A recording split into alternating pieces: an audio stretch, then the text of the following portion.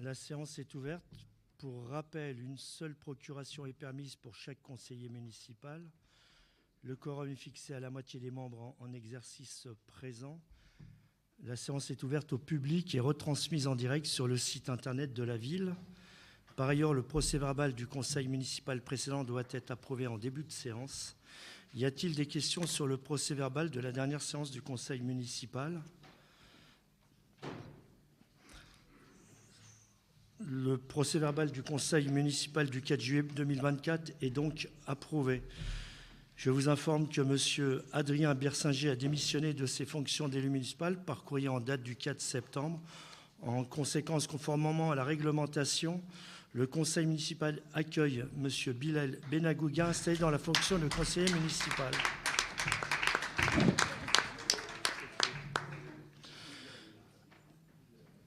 Nous lui souhaitons la bienvenue au sein des conseillers et conseillères municipales. Je vous informe que Madame... Ah non, j'allais dire Maria Mopa donne mandat, mais non, Maria Mopa donne mandat à Madame Corinne Valente. Madame Véronique Balader donne mandat à Monsieur José Maury. Madame Sonia Hérouche donne mandat à Monsieur Abdel Sadi. Madame Amna Saïd donne mandat à Monsieur Frédéric Fioletti. Monsieur Fouet Benamen donne mandat à Monsieur Yuri Etilieu. Madame Evelyne Planté donne mandat à Monsieur Idir Madadi. Madame Lascari donne mandat à Madame Ouria Gendouzi. Monsieur Gabriel Seydoun donne mandat à Monsieur Morad Agrebi.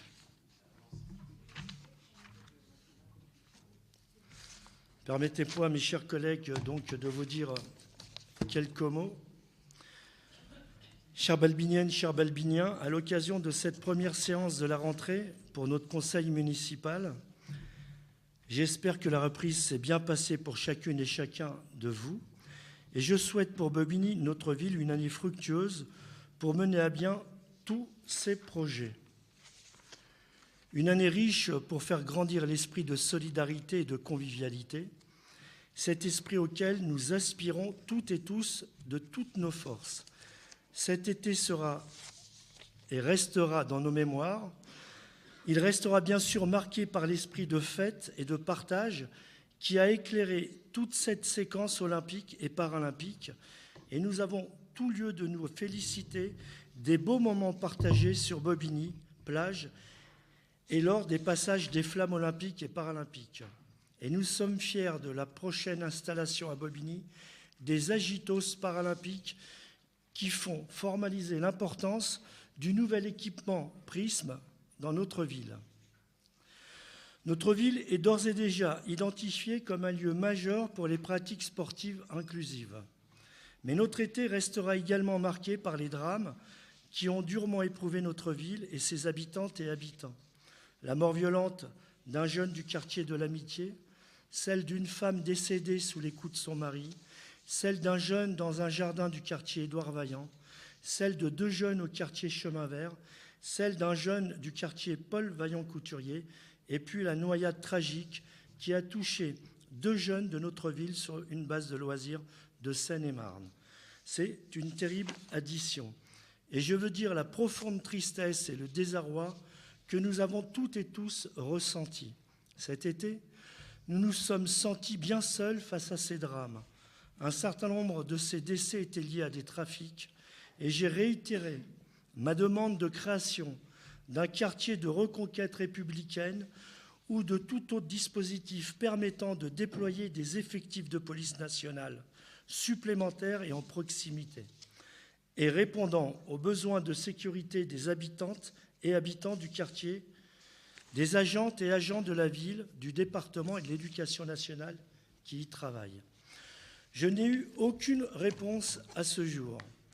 C'est pourtant maintenant qu'il faut agir et la présence d'une police nationale renforcée est indispensable pour faire reculer durablement les trafics.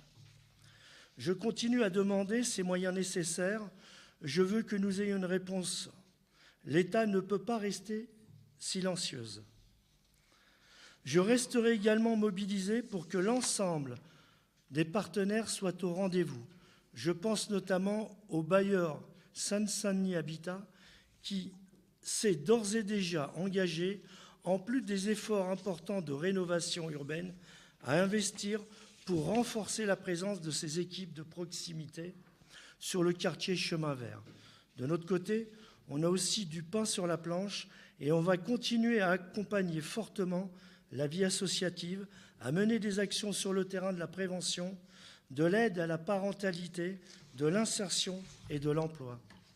Et puis, nous avons besoin de prendre mieux soin de la jeunesse et de mieux la protéger contre ces phénomènes de trafic et leurs conséquences. Cela veut dire que dans tous les domaines, l'insertion, l'éducation, la santé, le logement, nous devons amplifier nos politiques publiques pour accompagner toujours mieux les jeunes de notre ville. Et je souhaite que dans les prochains mois, nous nous emparions pleinement de ce sujet. Nous en rediscuterons.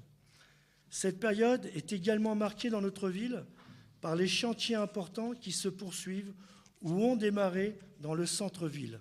Vous les voyez. Alors que le nouveau quartier cœur de ville n'est pas encore livré, le chantier de renouvellement du tramway s'amplifie, tandis que démarre la construction de la future gare du Grand Paris Express et que débute tout prochainement la rénovation de l'entrée du parc de la Bergère et surtout la réhabilitation du patrimoine de Sainte-Sani Habitat sur le quartier Chemin Vert. Ces chantiers importants ont un impact et leur concomitance ne nous facilite pas le quotidien.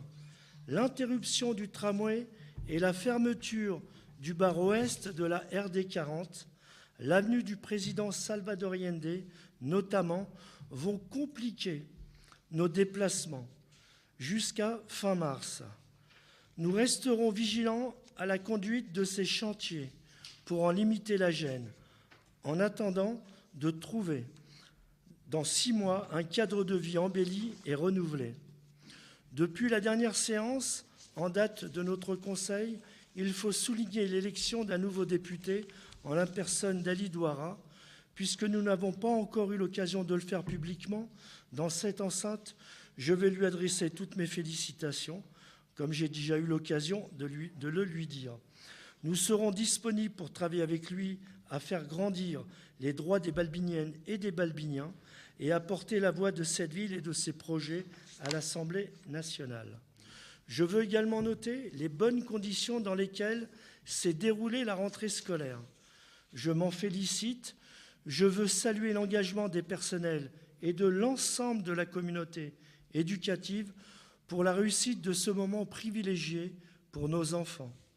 Je veux saluer également les beaux succès qu'ont été le forum de la rentrée le 7 septembre dernier, les lancements de la saison culturelle ainsi que Canal 93, ainsi que le SPO Gomi, cette initiative ludique qui nous a permis de mettre en avant le rôle actif que peuvent jouer les usagers pour notre cadre de vie en prenant mieux soin ensemble de notre espace public. À l'ordre du jour de notre séance, ce soir, un certain nombre d'appels d'offres nécessaires à la bonne marche du service public et à la réponse aux besoins des Balbiniennes et des Balbiniens. Nous délibérerons également sur la mise en place du bonus attractivité, un outil important puisqu'il va permettre une revalorisation des professionnels de la petite enfance et c'est l'occasion de remercier toutes celles et tous ceux, mais ce sont surtout des femmes qui veillent à l'épanouissement et au bien-être des tout-petits. C'est tellement important pour leur développement et leur avenir. Nous sommes par ailleurs invités à nous prononcer sur la charte pour l'agriculture urbaine d'Est Ensemble. Nous aurons également l'occasion de soutenir les établissements secondaires de la ville en attribuant des aides aux projets des collèges et lycées de la ville pour 2024, ainsi qu'en renouvelant la convention qui nous lie au collège pour la mise en œuvre des ateliers éducatifs. Mais avant tout cela, nous avons rendez-vous avec un exercice habituel dans la mise en œuvre de notre budget avec la décision modificative numéro 1. Il est question, comme d'habitude, d'ajuster et d'affiner, tant en fonctionnement qu'en investissement, les inscriptions du budget primitif. Contrairement aux années précédentes, nous avions connu des forts aléas. Je pense notamment à la forte inflation sur les coûts de l'énergie, notamment en 2022, ou aux violences urbaines en 2023. Cette décision modificative n'intègre pas cette année d'évolution majeure et elle reste très limitée.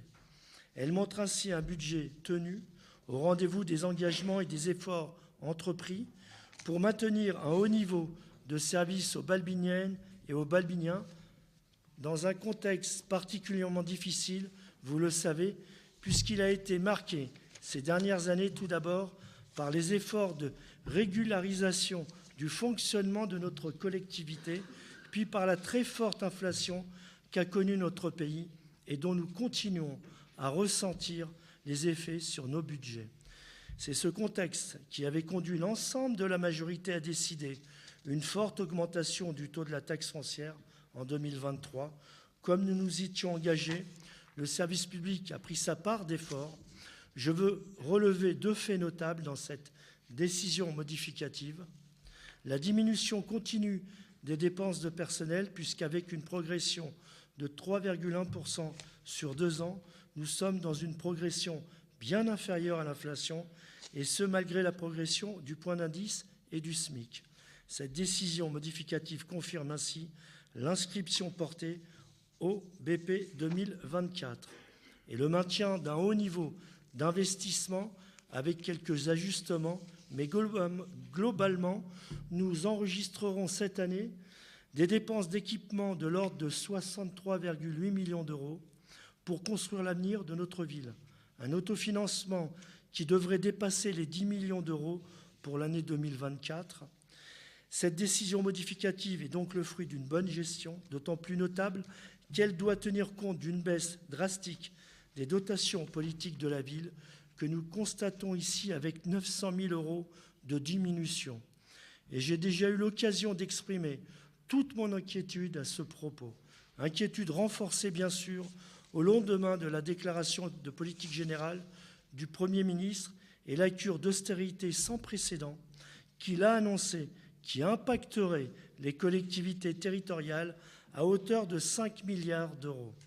Il faut le dire, notre pays, ses habitantes et habitants n'ont pas besoin de moins de services publics, ils ont besoin au contraire de plus de partage de la richesse et nous resterons mobilisés pour nous faire entendre par toutes et tous. Je vous remercie pour votre attention et je passe sans plus tarder la parole à Samy Bouffetta pour entrer dans le détail de cette décision modificative numéro 1. Oui, excusez-moi, allez-y. Merci. Merci, monsieur le maire, chers collègues, chers Balbiniens. Donc, moi, aujourd'hui, je souhaite aborder un sujet essentiel pour notre ville, l'impact des symboles sur la gestion de Bobigny. En 1556 jours, la municipalité actuelle a multiplié les symboles de gauche, poussant parfois jusqu'à la démagogie au point de limiter sa capacité à assurer les services essentiels à nos concitoyens. Prenons un exemple concret, la fonction publique. 270 postes ont été créés pour accueillir des contractuels et vacataires, notamment dans les écoles, les centres de loisirs et de vacances. Le résultat est un bond de 15 millions d'euros par an de dépenses de personnel. Et malgré le discours officiel, c'est bien la cause principale de la décision de prendre 10 millions d'euros de plus dans les poches des contribuables balbiniens. Dans le même temps, quels nouveaux services ont été créés? Aucun. Contrairement à la précédente mandature, qui avait mis en place la police municipale, une agence postale communale, le service du projet de réussite éducative ou encore le service du développement durable, aujourd'hui, parents d'élèves et agents municipaux n'ont jamais été aussi nombreux à se plaindre du manque de moyens, de personnel et de matériel dans nos écoles et nos centres de loisirs. Parlons aussi du projet phare de ce mandat, garantir à chaque élève une classe verte ou de neige au moins une fois dans sa scolarité. Cela représente 4 jours de sortie sur 5 ans pour un coût de 800 000 euros.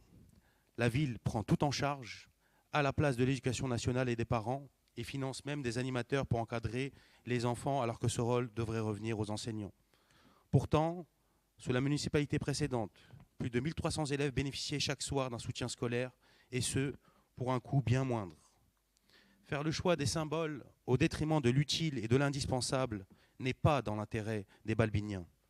La meilleure preuve en est que la ville se voit contraindre aujourd'hui de vendre son patrimoine aux enchères pour renflouer un peu ses caisses. 2 terrains ont été ainsi vendus pour à peine 200 000 €, empêchant toute possibilité d'extension du stade de l'Aune. Ces symboles, ce sont des sacrifices pour les ambitions de notre ville, pour nos enfants, pour notre avenir. Et aujourd'hui, il est plus que jamais nécessaire de revenir aux priorités essentielles. Je vous remercie pour votre attention. Merci. Vous auriez dû attendre la DM1. Vous êtes un peu en décalage, c'est dommage. Allez-y. Bonsoir à tous. Effectivement, comme vient de le dire Monsieur le maire, vous êtes un peu en décalage. En revanche, là où je ne suis pas forcément d'accord avec Monsieur le maire, c'est que ce n'est pas qu'il aurait fallu attendre que je prenne la parole, c'est qu'il aurait fallu en parler au BP. Donc en fait, vous n'avez pas 10 minutes de retard, mais 6 mois. En fait, ça va être des conversations qu'on a déjà eues et qu'on va revoir. C'est hyper démago de dire que 10 millions de plus en dépenses de RH, c'est pour embaucher des gens supplémentaires. Quand j'ai donné l'explication à de maintes reprises, visiblement, il faut que je le fasse une fois de plus, ça a du mal à rentrer, peut-être qu'à un moment, ça rentrera. Il y a eu effectivement des hausses qui ont été dues principalement à l'inflation, qui ont été dues aux 3,5% l'année dernière, aux différentes hausses de points d'indice, etc., à la mise en place du RIFSEP qui n'avait pas été faite, à la déprécarisation qui n'avait pas été faite, etc., etc. Donc juste, commencer le conseil sur de la démago de bas étage, c'est pas hyper nécessaire, premièrement. Deuxièmement, bienvenue en politique, il s'agit de faire des choix. Donc non, on n'a pas des choix symboliques, on a de vrais choix qui effectivement ont un impact dans la vie des Balbiniens. Et je peux vous en citer plein. Je vais dire, je sais pas, les fournitures scolaires gratuites qui sont délivrées qui sont distribuées à l'ensemble des Balbiniens. Il y a le financement du pass Navigo pour les étudiants, etc., etc., etc. Donc juste, la démago, elle n'est pas de notre côté.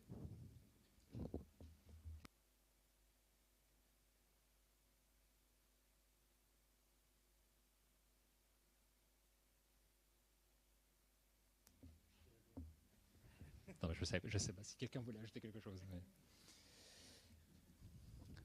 Passons donc maintenant à la DM1. Pas d'éléments essentiels à mettre en avant sur cette DM. Pour les grands équilibres, donc on a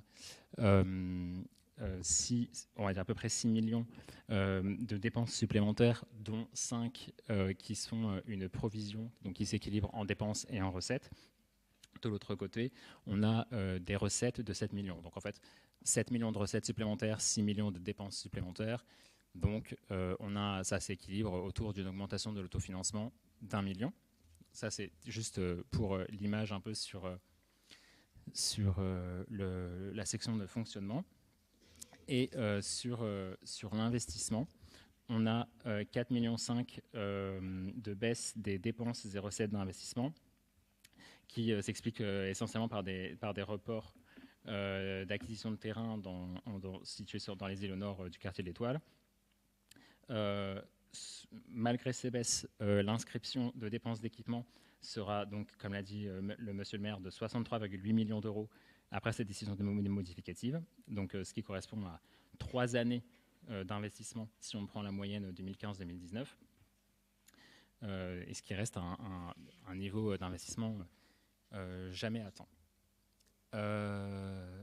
Et donc, on a, donc, comme je l'ai dit, des dépenses qui sont en baisse et des recettes également qui suivent.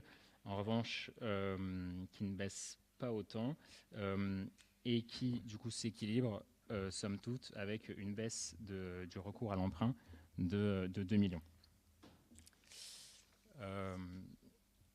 Donc, comme je disais, cette DM n'intègre pas d'évolution majeure et donc procède à de simples ajustements en fonction de prévisions plus affinées des avancements des opérations et des notifications de recettes qui ont été prévues. Dans un contexte de maîtrise des dépenses, dont celle de personnel, l'augmentation des dépenses de fonctionnement ordinaire est limitée globalement à 0,15% du budget. Donc s'ajoute, comme je l'ai dit, une inscription supplémentaire de 5,75 millions d'euros en provision pour risque qui est équilibrée avec l'inscription de la recette correspondante. Et elle fait suite à l'émission des titres de recettes 2024 pour la redevance du domaine public due par le promoteur de l'opération Cœur de Ville. Et donc nous proposons de confirmer ainsi une approche prudente suite à la contestation de ce promoteur du paiement de la redevance. Dans le détail, les crédits du chapitre 11 correspondent aux moyens des services. Ils évoluent de 1,88%. Il reste à un niveau inférieur aux réalisations de 2023, malgré l'évolution des prix, ce qui traduit les efforts d'économie faits par les services. Donc pour l'essentiel, l'évolution correspond à des compléments pour répondre à des problématiques de propreté, d'entretien, de réparation pour les espaces publics et les bâtiments. Voilà. En recettes de fonctionnement, malgré un niveau de subvention de DPV en forte chute, les notifications des dotations des bases fiscales et les recherches de financement permettent d'améliorer de 0,9% l'inscription budgétaire et donc, au global, l'autofinancement est augmenté d'1 million. Un investissement, la prévision pour les dépenses réelles donc, est en baisse de 4,5 millions. Ça, je l'ai expliqué.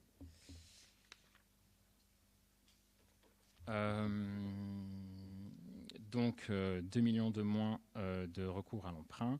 Le niveau d'emprunt reste évidemment à un niveau élevé pour permettre les investissements. Et après DM, il financera 40% de ses dépenses d'équipement. Il nous est proposé d'adopter la décision modificative numéro 1 du budget principal de la ville. Il nous est aussi proposé un ajustement de l'autorisation de programme pour le dojo de l'Aune de 200 000 €, soit 2,9% du montant initial, tenant compte de l'évolution des prix.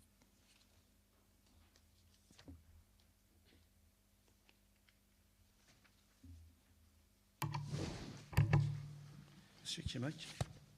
Monsieur le maire, chers collègues, donc permettez-moi de revenir sur plusieurs points qui méritent notre attention et notre vigilance. Premièrement, il est indiqué que cette décision modificative n'intègre pas d'évolution majeure et procède à de simples ajustements. C'est tout à fait exact si l'on accepte les 5 755 000 € de recettes en droit de voirie, mais gagés par la somme équivalente en dépenses sous forme de dotation aux provisions pour risque. La provision pour risque s'élève désormais à 8,2 millions d'euros. Cette somme conséquente est liée à la contestation par le promoteur du paiement de la redevance d'occupation du domaine public du chantier de l'opération Cœur de Ville.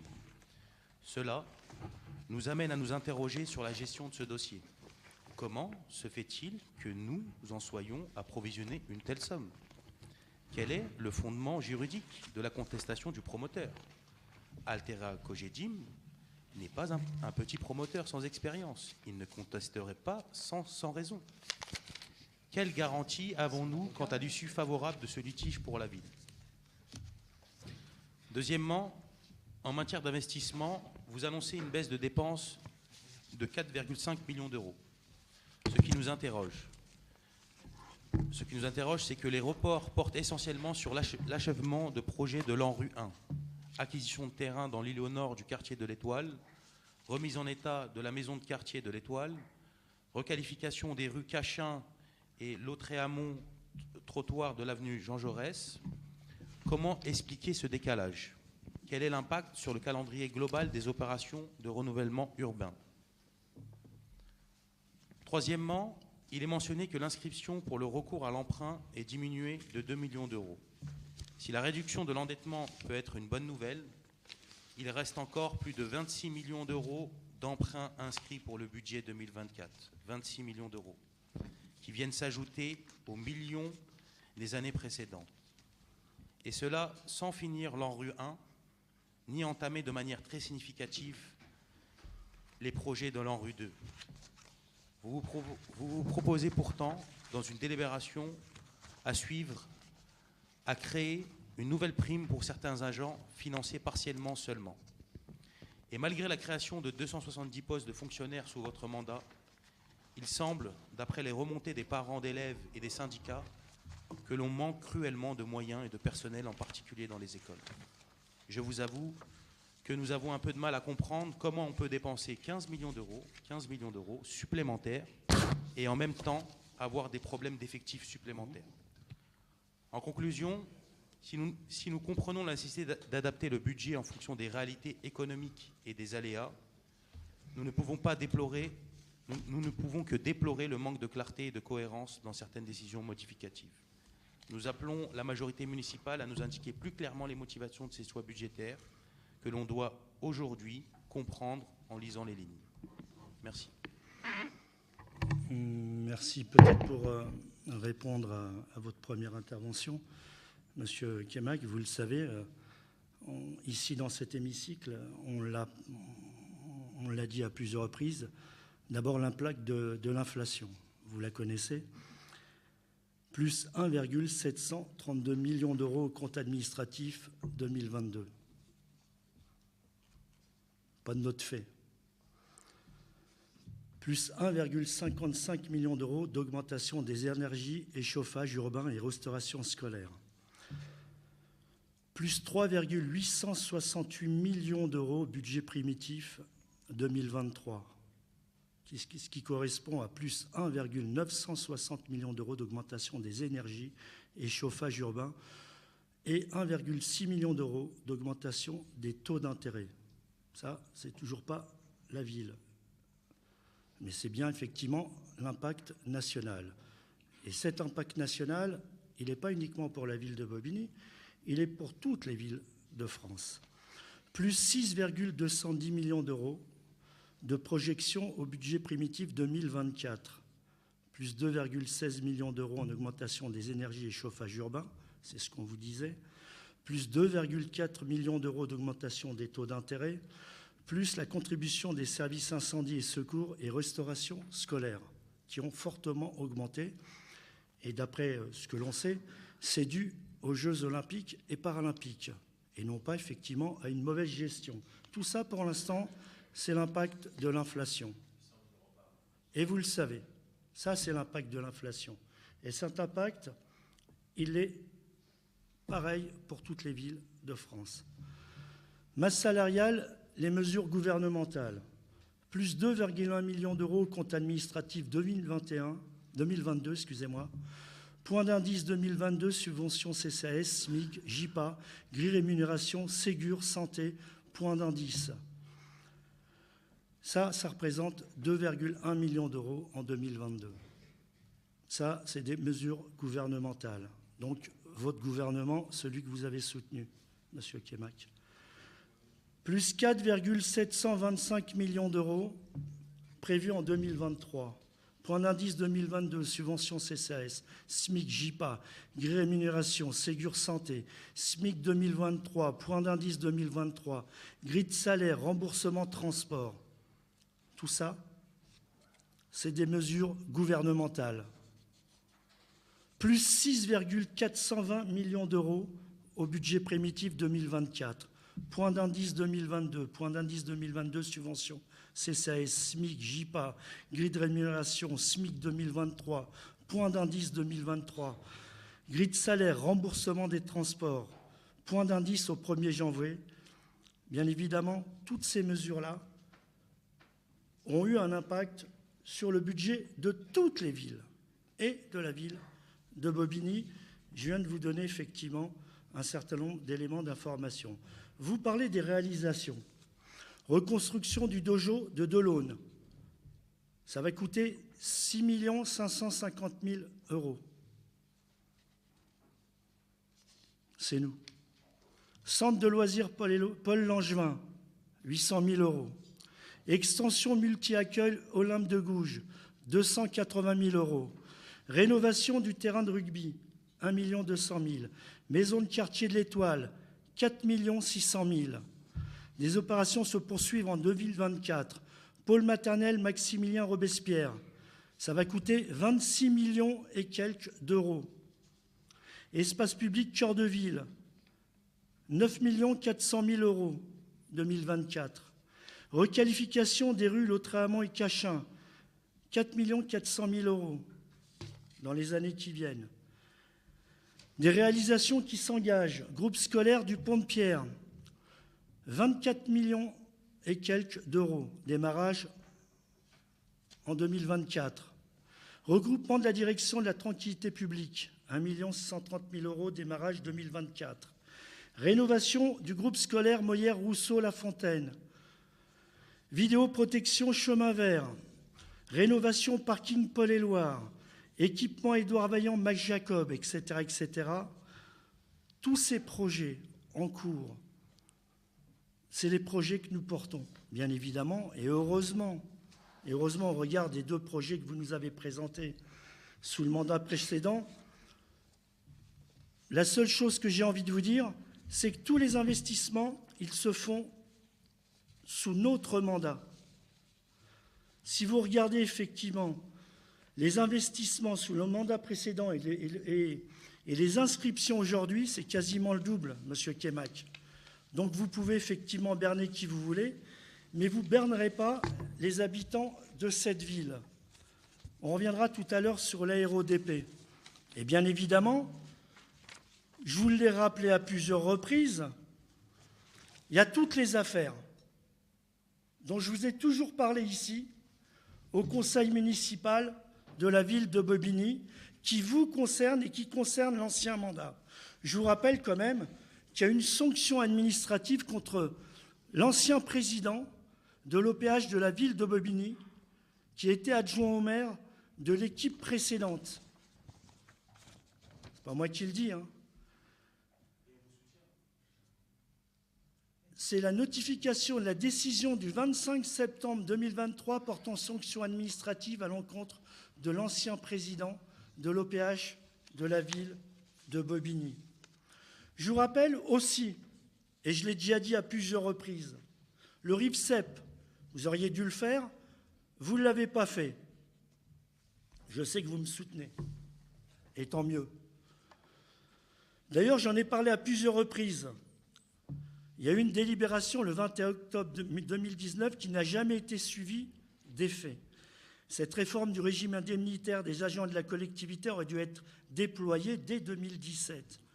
Comme le notait en 2018 la Cour régionale des comptes. Ça nous a coûté, ça nous coûte quasiment 1,7 million d'euros. Plus même, par an.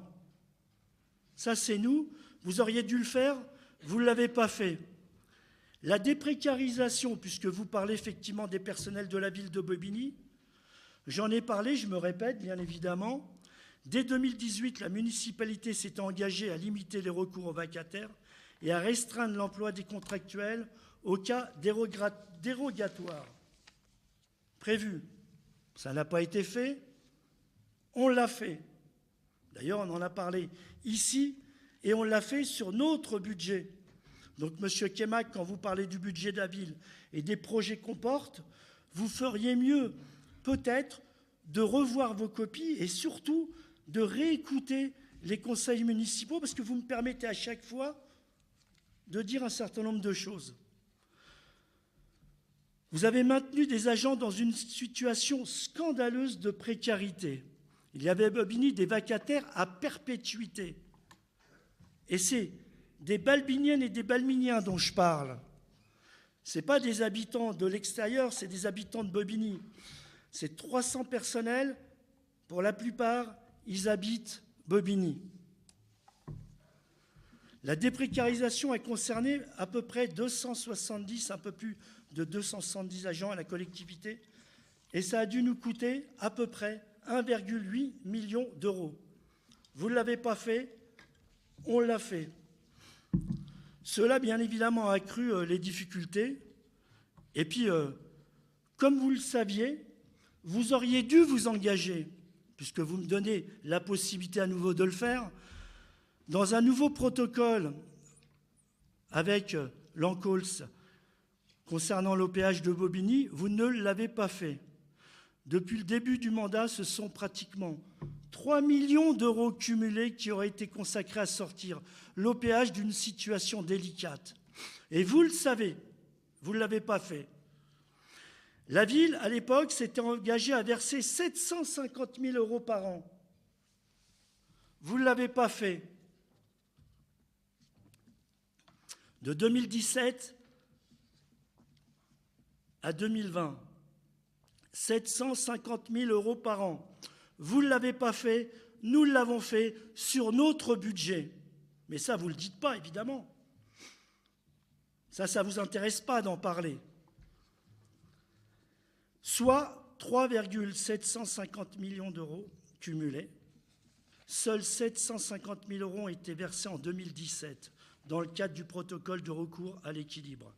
Cela a contribué à aggraver la situation de notre fils et nous avons dû signer un nouveau protocole, je vous le rappelle, avec la CG2LS qui, pour cela, nous a permis d'obtenir également 3 millions d'euros pour la survie de notre fils. Sans parler, bien évidemment, puisque je le rappelle à chaque fois et puis que vous me donnez à nouveau l'occasion de le faire, des errements maintenant documentés de l'équipe précédente. Je vous rappelle, rapport Ancols, que nous avons rendu public le 15 décembre 2022, qui a mis en lumière les graves dérives qui ont conduit notre office public de l'habitat à une situation dramatique de quasi-cessation de paiement. Ça, ce n'est pas sous notre mandat, c'est sous l'autre mandat, vos amis. 2017-2020, déficit abyssal, mais vous n'en parlez pas du déficit abyssal, parce que ça ne vous intéresse pas, mais ça intéresse les habitants qui nous écoutent ce soir. 12 millions d'euros de déficit, 8,5 millions d'euros de travaux payés non réalisés, hein, et 3,1 millions d'euros de factures impayées. Je vous rappelle, puisque vous me le permettez encore ce soir, que plusieurs plaintes ont été déposées pour favoritisme, détournement de fonds publics, détournement de biens publics, prise illégale d'intérêts, octroi d'avantages injustifiés, faux, usage de faux, escroquerie. Plainte toujours en instruction, un véritable pillage, d'ailleurs, dont je parlais, en bande organisée.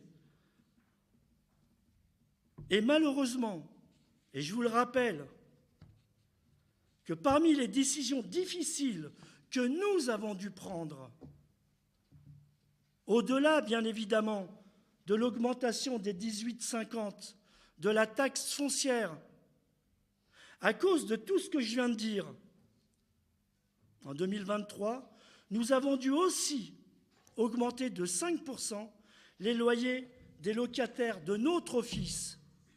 Un coup dur pour les locataires, bien évidemment, un coup dur pour l'office et notre collectivité, parce que nous devions assumer les errements de l'ancienne équipe. Je vous rappelle, puisque vous l'avez oublié,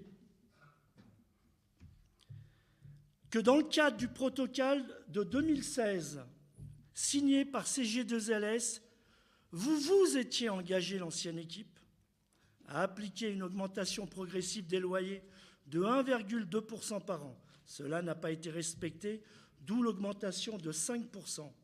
Coût 2,2 millions d'euros pour notre office.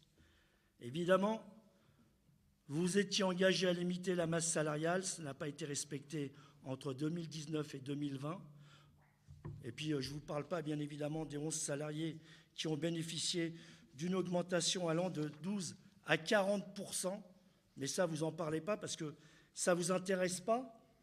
Et évidemment, vous ne parlez pas aussi des travaux qui ont été payés par l'Office sans jamais être réalisés. C'est toujours intéressant de le rappeler. Parce qu'effectivement, à Bobigny, parfois aussi, les habitants peuvent l'oublier. Et merci, Monsieur Kémac, ce soir de me permettre à nouveau d'ordonner un certain nombre d'éléments d'information.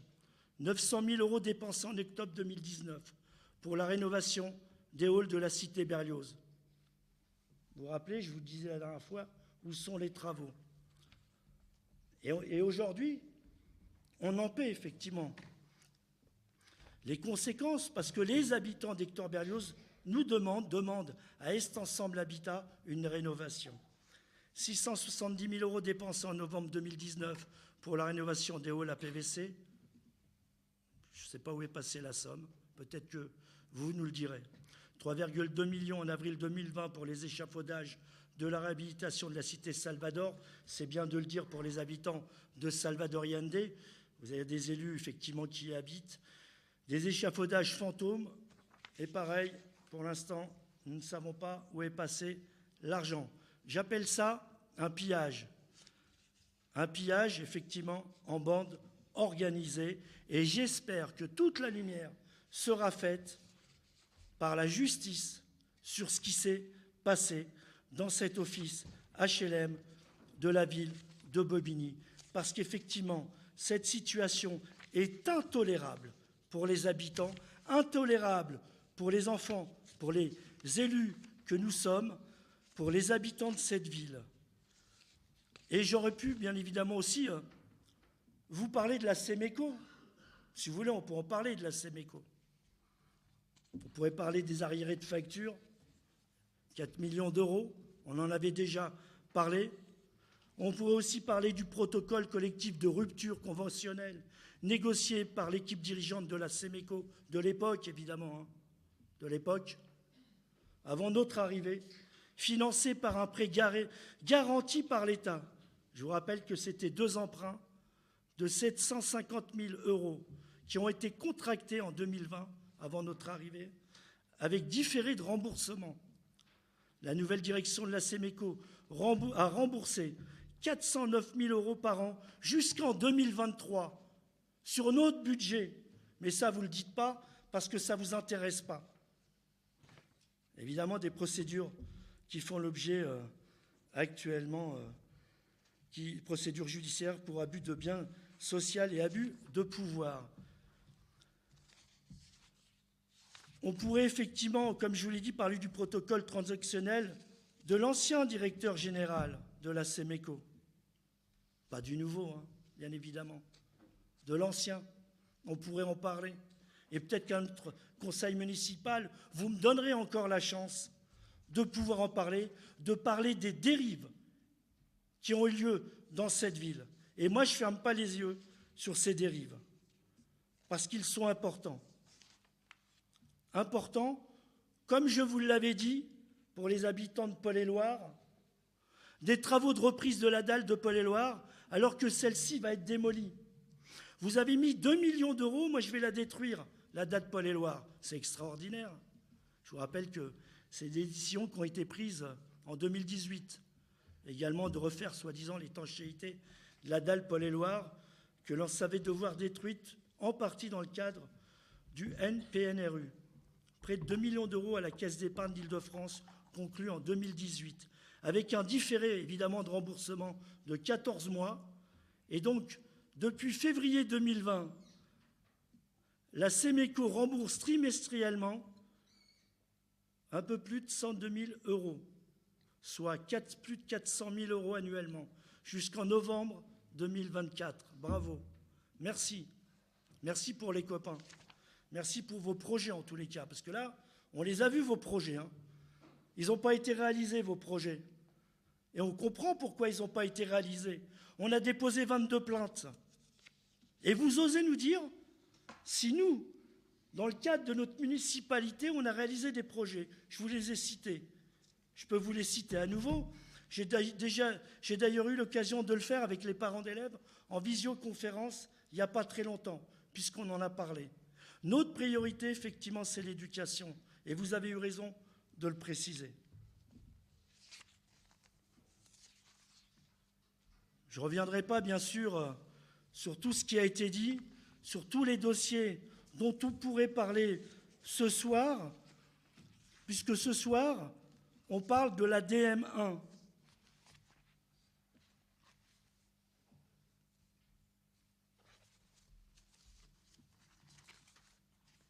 Et vous nous avez parlé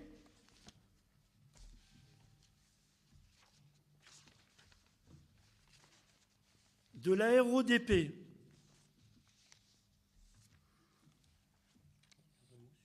José va vous en dire le mot et puis je vous dirai un tout petit mot sur la RODP.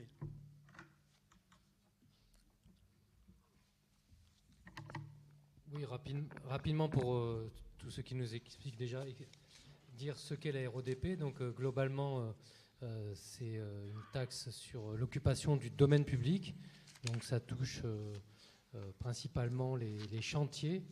Donc dès qu'il y a un chantier dans la ville et qu'il y a une extension, un Algeco, des cabanes de chantier qui touchent le domaine public, donc l'entreprise doit payer une taxe à la ville pour cette occupation.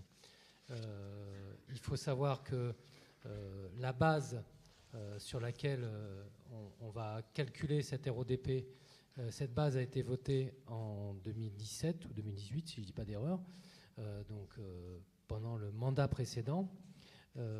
Et donc ensuite le calcul de la fameuse RODP est assez simple.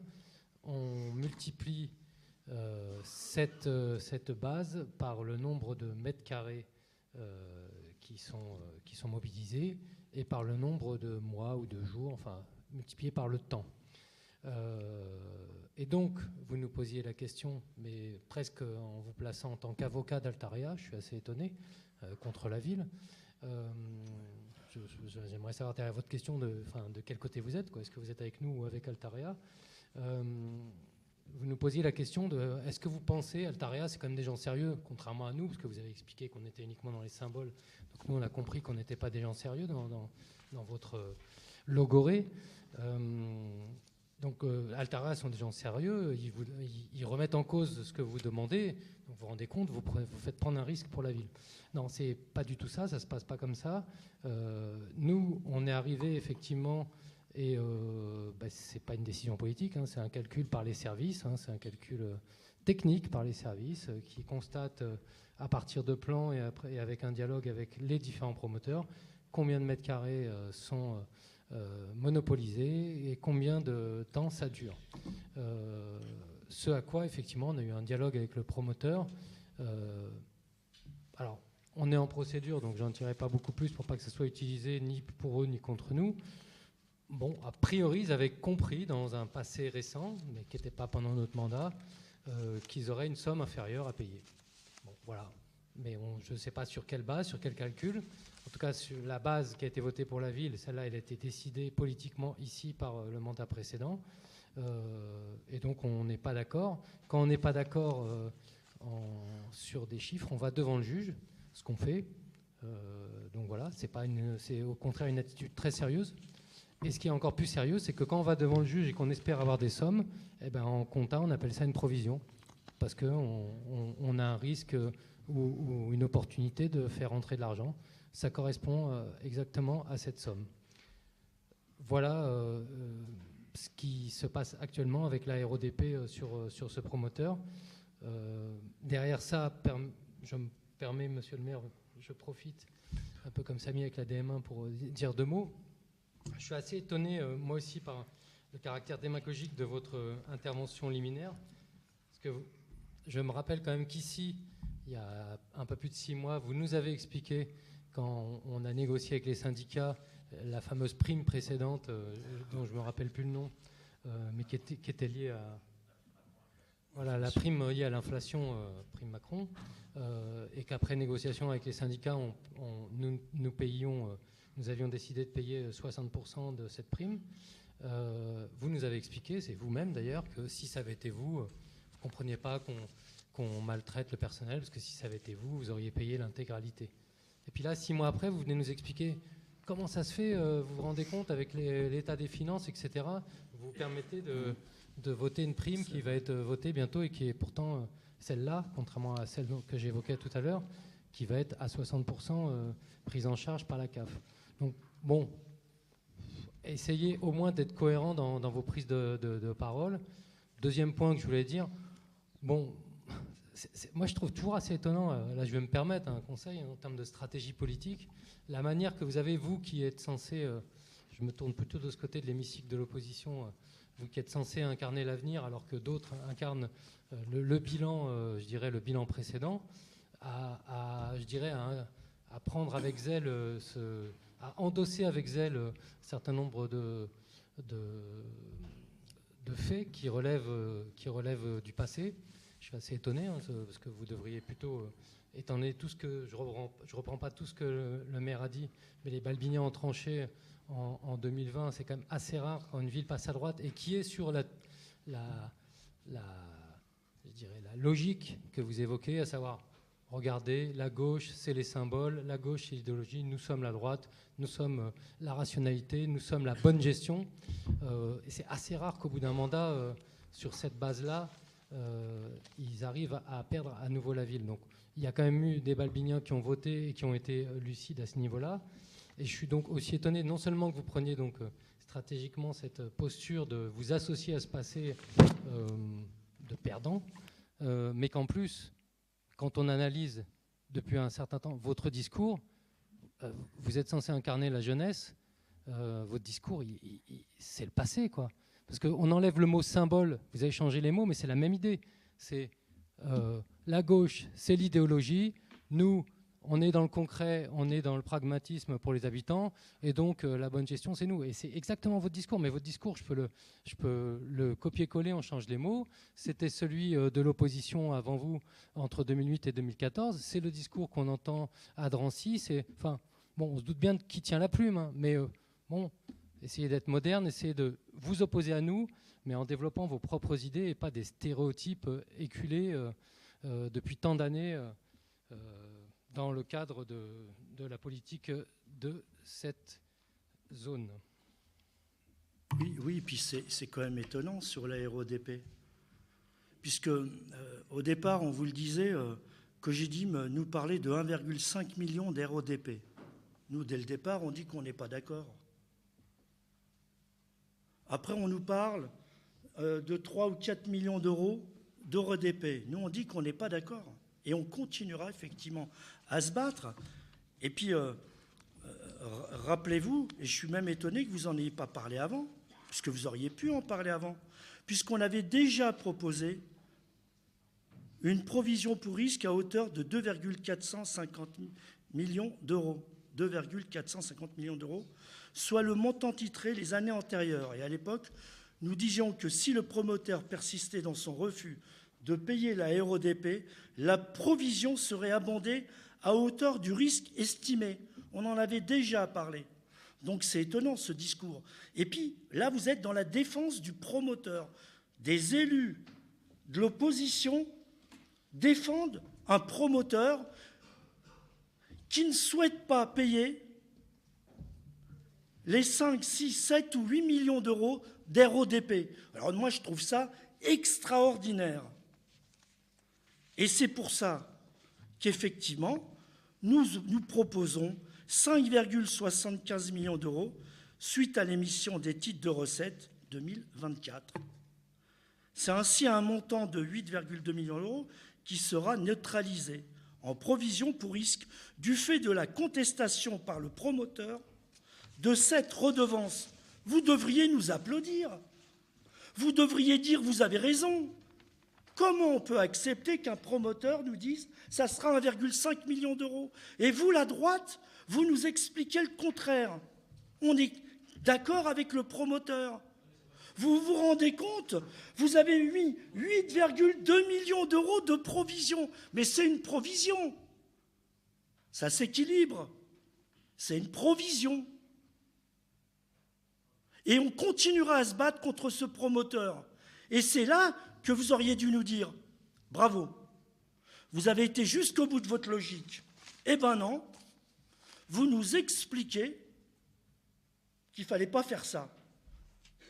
Et je suis étonné parce que on aurait pu parler aussi du PUP. Pourquoi vous n'en parlez pas du PUP? Du projet urbain partenarial qui a été signé en février 2018. Ça, vous n'en parlez pas par contre du PUP. On en parle du PUP ce soir? On pourrait en parler. Rappelez-vous ce qui nous avait été dit. Vous inquiétez pas, on a négocié un PUP qui nous permettra de réaliser les équipements et les aménagements. Ben, c'est pas vrai. Ça nous coûte. D'abord parce qu'il n'y a même pas de possibilité de renégocier sur le PUP. Et deuxièmement, l'inflation, elle est passée par là. Alors évidemment, j'ai envie de dire que nos collègues ne le savaient pas, comme nous. Évidemment. Tous les chiffres que je vous ai cités tout à l'heure sur l'inflation, toutes les villes n'ont pas anticipé l'inflation. L'ancienne équipe aussi n'a pas anticipé l'inflation. Mais par contre, on aurait pu anticiper une renégociation. Parce qu'on sait pertinemment que ce qui a été négocié en 2017 ou 2018, les prix ne sont plus les mêmes en 2024, 2025 ou 2026. Mais il faut quand même l'avoir en tête. On aurait pu parler du PUP. Et vous nous avez parlé aussi, comme vous l'avez dit tout à l'heure, des investissements. Mais je vous le rappelle, c'est nous qui investissons dans cette ville. C'est pas vous, c'est nous. Tous les investissements, c'est nous. Alors évidemment, à chaque fois je le dis, on nous dit « bonne gestion de la droite ». Quand vous êtes arrivé, il y avait 10 millions d'euros d'autofinancement. Mais moi je le dis, bravo, 10 millions d'euros d'autofinancement, mais quasi aucun investissement. Et moi aussi je peux avoir un autofinancement à 10 millions d'euros et d'avoir une bonne gestion.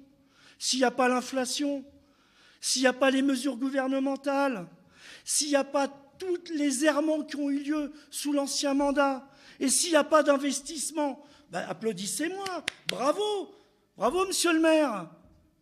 Mais ce n'est pas le cas. Vous nous avez laissé tous les investissements. Et je le répète et je le dis toujours aux parents d'élèves, quand je les croise. C'est nous qui investissons pour vos enfants. Rien, quasi rien n'a été fait sous l'ancien mandat. Regardez la courbe des investissements. C'est pour ça que je suis étonné, monsieur Kémac, que vous parliez comme ça. Ou bien vous n'avez pas bien vu, ou peut-être qu'on ne fait pas assez de pédagogie. Et peut-être qu'à chaque fois, il faudra rappeler les investissements qu'on fait. Mais je le dis parce que c'est important pour les habitants de cette ville.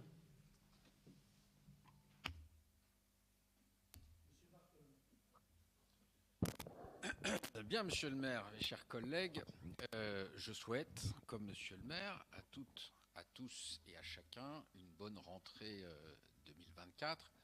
Je vois que malheureusement, les vacances, c'est difficile de le rapprocher davantage. Je disais donc que je souhaitais une bonne rentrée à chacun, mais je constate malheureusement que les vacances n'ont pas calmé certains esprits, au contraire, en ont énervé beaucoup. Vous êtes trois à être tombés sur l'intervention de mon collègue Goran Kémac, sur des sujets en plus, alors en traitant de démagogue.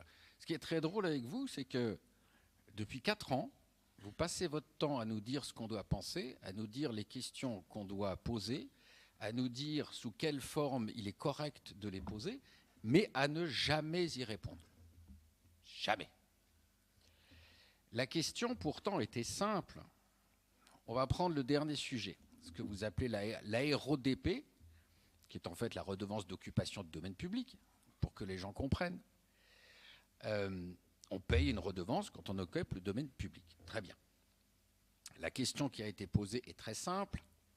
Quels sont les motifs pour lesquels le promoteur refuse de payer les droits qui sont calculés par vos services? Ah ça, j'ai pas eu de question, sauf de dire il refuse. Bien.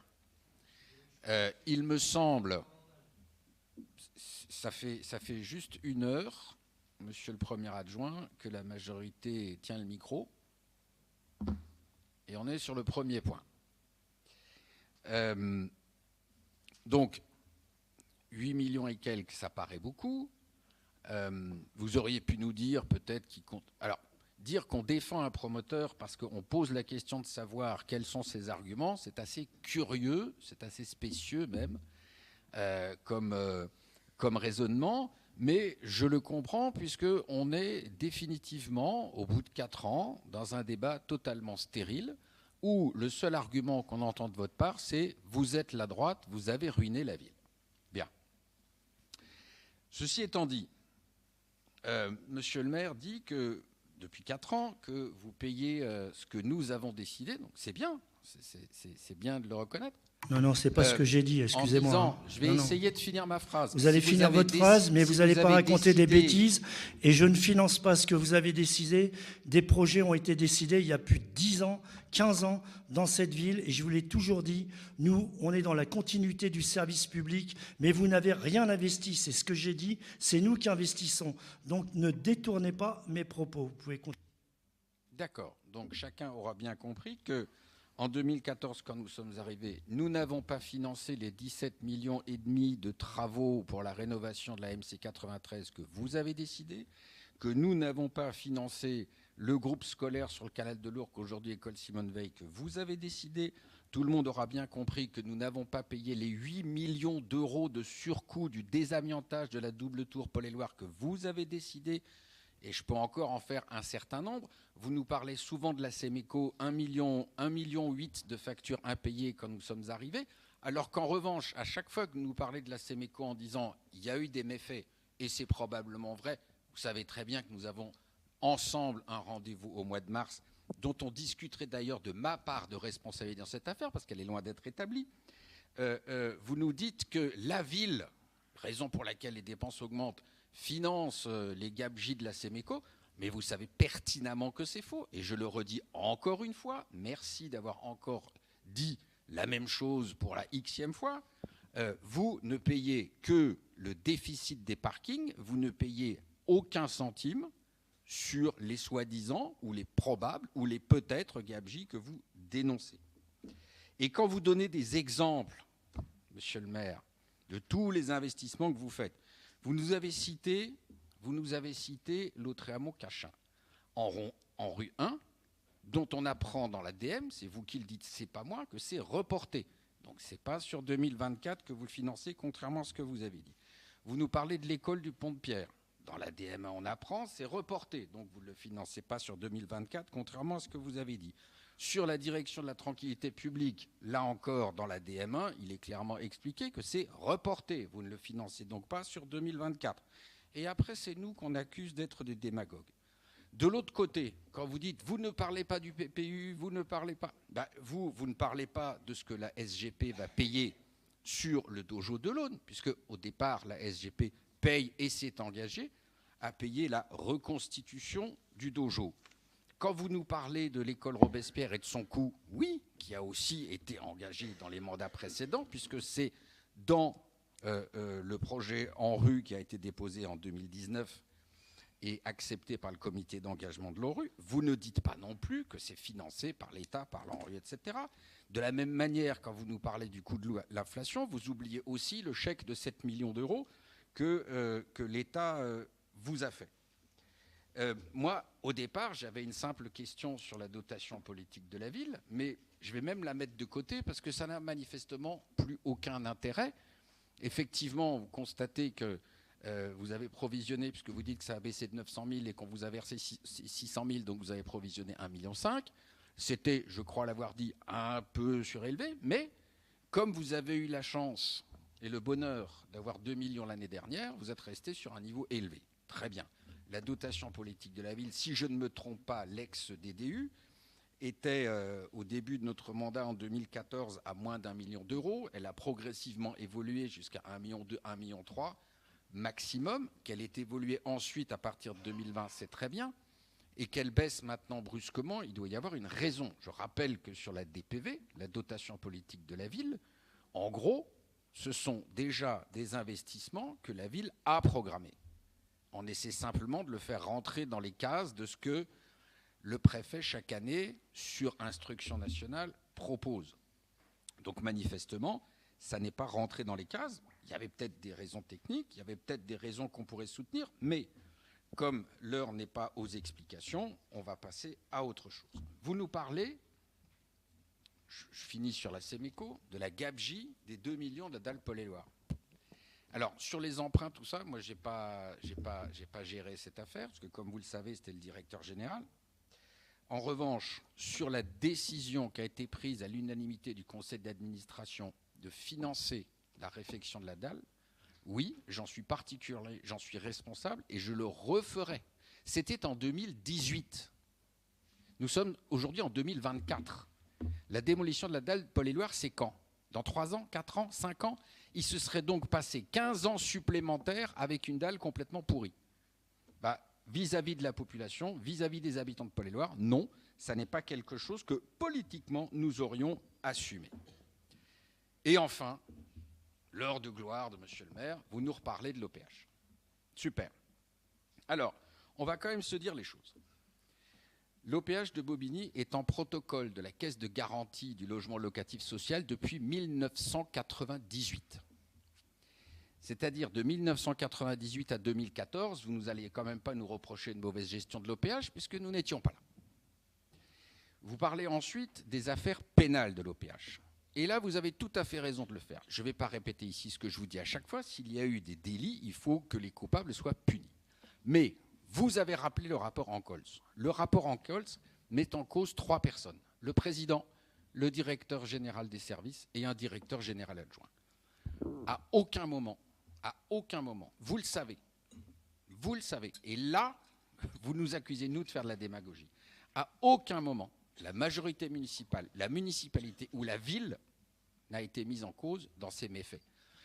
C'est d'autant plus vrai que, chacun le sait, ce ne sont que des bruits de couloir, ce sont des on-dit, mais comme ils se répètent à travers la ville, ils finissent quand même par être plus ou moins vrais.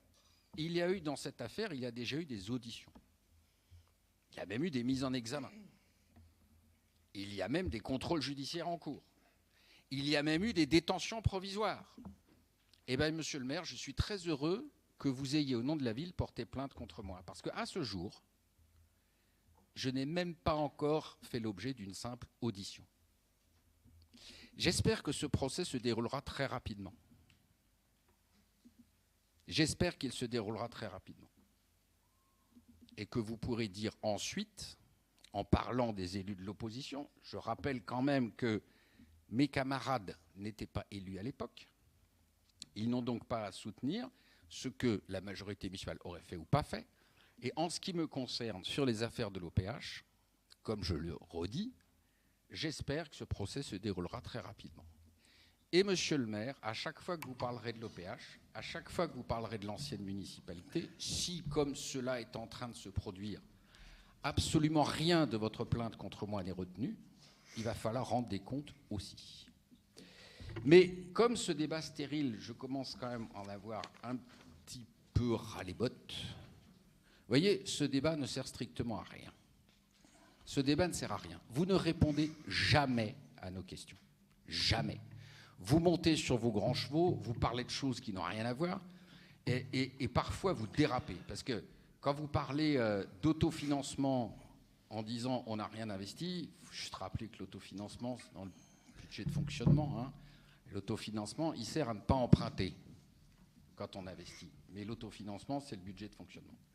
Donc, monsieur le maire, pardonnez-moi, mais en cette rentrée, si l'ambiance doit être comme ça dans les prochains conseils municipaux, je ferai la même chose dans les prochains conseils municipaux, hein, un long propos liminaire comme vous, et puis je ferai comme ce que je vais faire maintenant, je vais tirer ma révérence et je vais vous laisser entre vous, comme ça les questions de l'opposition ne vous dérangeront plus. Comme d'habitude, vous fuyez et vous avez raison. Ça n'est pas une habitude, mais monsieur le maire, parce qu'effectivement, si vous j'aurais continuez pu à dire parler, que je fuis, parce que quand je vous pense parlez que ça va pas bien se passer. quand je parle des errements effectivement de l'ancienne municipalité, la question du parking en fait partie et vous avez raison. Ceci dit, vous fuyez et vous avez raison. C'est ce que vous faites à chaque fois. Simplement, la prochaine fois, vous direz à vos amis de l'opposition que quand ils posent des questions, moi, je me permettrai à chaque fois, et vous le savez, de rappeler aux habitants de Bobigny ce qui s'est passé dans cette ville. Et on a raison de le dire, parce que quand vous allez dans les quartiers populaires, quand vous allez rencontrer les habitants et qu'ils vous expliquent qu'il n'y a pas d'investissements qui sont réalisés, j'explique aussi ce qui s'est passé ces 5 dernières années sous le mandat précédent. Merci et bonne soirée en tous les cas. Si vous ne souhaitez pas continuer à débattre avec nous. Merci. Allez, bonne soirée. Au revoir. Non.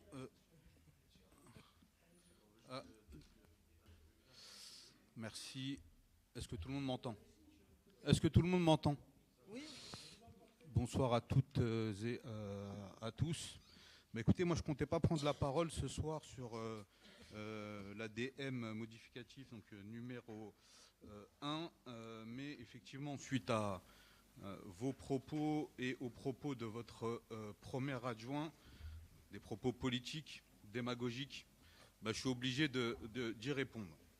Moi, ça fait 4 ans que j'ai l'honneur de siéger dans cette ville, dans cet hémicycle, de représenter un certain nombre de Balbiniens, et depuis 4 ans, ici, et je rejoins un peu les propos de M. Bartholmé qui vient de quitter cet hémicycle, vous êtes toujours dans le même storytelling. La ville est en décrépitude au niveau budgétaire, mais ce n'est jamais de votre faute, c'est de la faute de l'inflation, c'est de la faute de l'État ou du gouvernement, et c'est de la faute de l'ancienne équipe. Vous rappelez que moi et mes collègues, l'ancienne équipe, nous n'y faisions pas partie. Donc vos discours en vous disant vous, je pense que ça ne convainc que vous.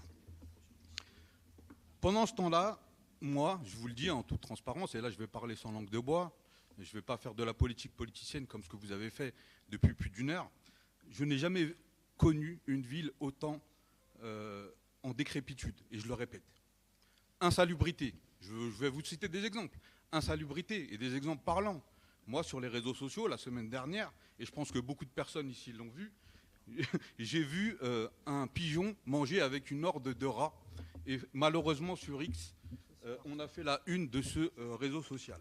Logement, et là, je vais citer, parce que vous avez parlé de la cité de Paul-et-Loire, je ne comptais pas le faire, mais je viens de recevoir un message d'une habitante un instant, et je vais me permettre, comme je l'ai fait il y a un certain temps pour un agent de la ville qui est aujourd'hui député de la Nation, lire ses propos.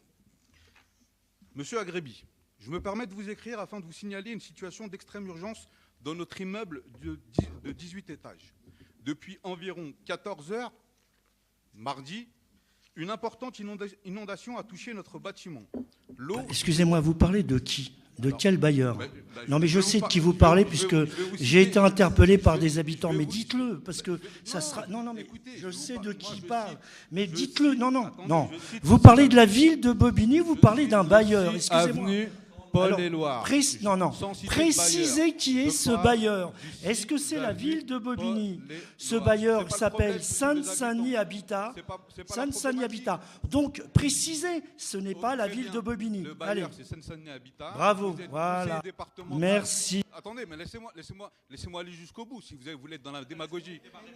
Laissez-moi aller jusqu'au bout et terminer. On la connaît, la technique qui consiste à ne pas dire qui est le bailleur. Ce n'est pas la ville, c'est un bailleur qui s'appelle Seine-Saint-Denis Habitat. Vous avez Merci. Raison, monsieur le maire. Allez. Je vais continuer. Donc effectivement, et moi je vais être également dans la même démagogie que vous, donc c'est au 6 avenue Paul-et-Loire. Donc effectivement, le bailleur c'est Seine-Saint-Denis Habitat. Vous êtes élu depuis 2001 au conseil départemental. Ce bailleur est tenu par le département et vous êtes au conseil d'administration. Et il y a des élus de droite et vous avez des élus de droite, effectivement, au conseil départemental de la Seine-Saint-Denis que vous connaissez bien puisque c'est vos amis. Donc précisez qu'il y a aussi Madame Aude Lagarde qui est maire de Drancy et qui est conseillère départementale. Laissez-moi terminer, je parle des Balbiniens et laissez-moi au moins terminer pour cette habitante, au moins que sa voix puisse être entendue. En raison de cette inondation, l'électricité a été coupée et les ascenseurs sont hors service, ce qui pose un sérieux problème de sécurité. Il était 18 heures et la situation persistait sans amélioration.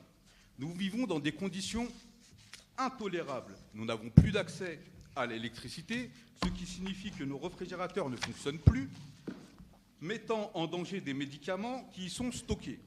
De plus, nos téléphones sont déchargés et nous ne pouvons les recharger faute de courant.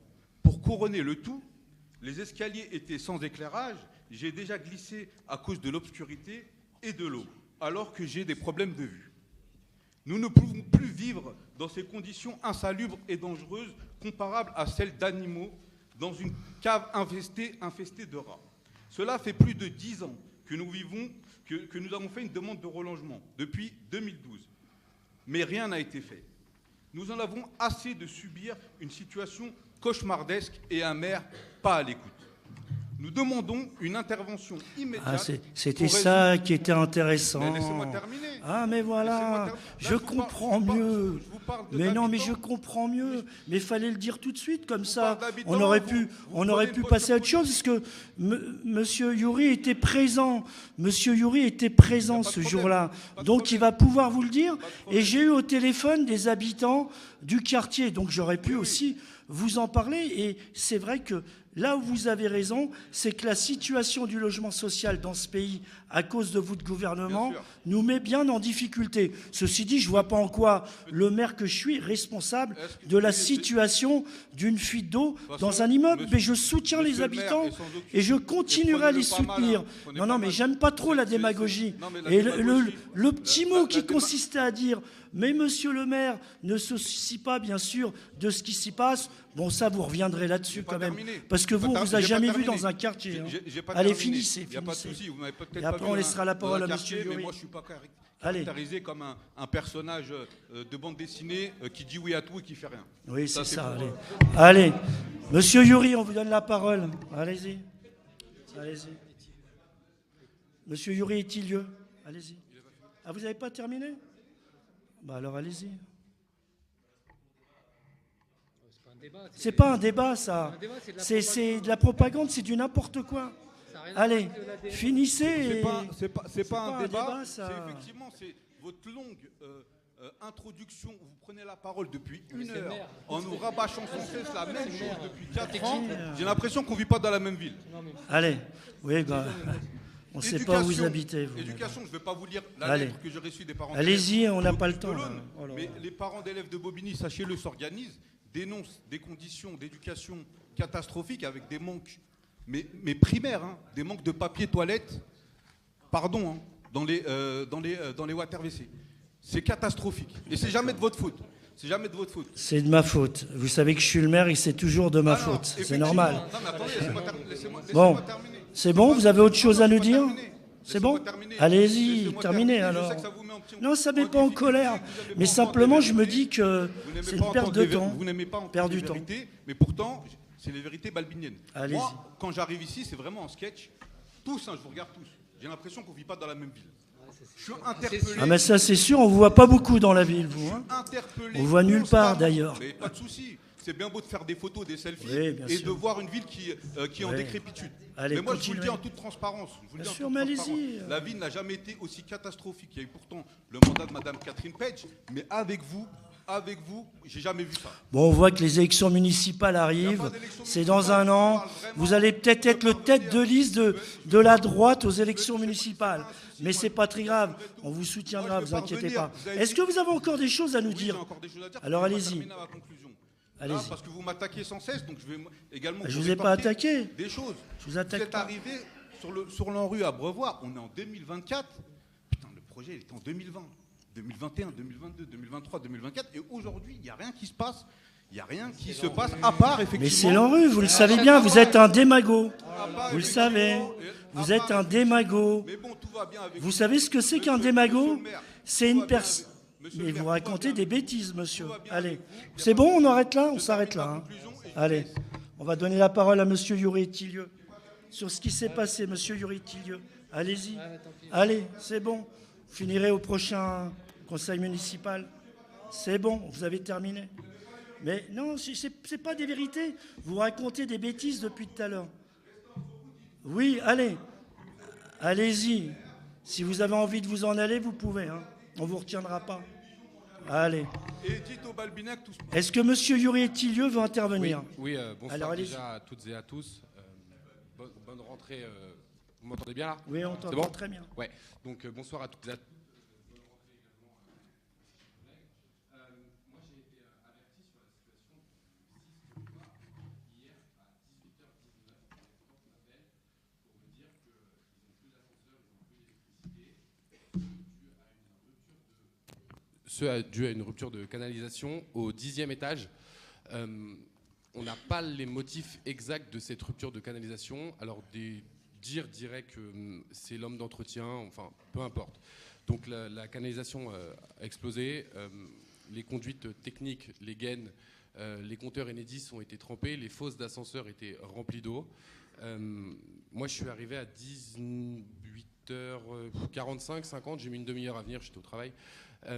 Seine-Saint-Denis Habitat était déjà présent, donc la directrice, tous les RS, le gardien, tout le monde était présent. D'autres associations étaient là et des gens qui sont ici, qui sont dans le public, enfin voilà. Tout le monde était mobilisé. Enedis a été contacté à 18h par Seine-Saint-Denis Habitat. Ils avaient 1 heure pour intervenir, pour remettre l'électricité. Ils sont intervenus qu'à 23h. L'électricité a été remise hier soir du 0 au 18e étage sur le côté gauche et du 10e ou 11e étage jusqu'au 18e étage sur le côté droit. Il n'était pas possible de remettre les compteurs électriques en fonction sur le côté droit sous risque d'incendie.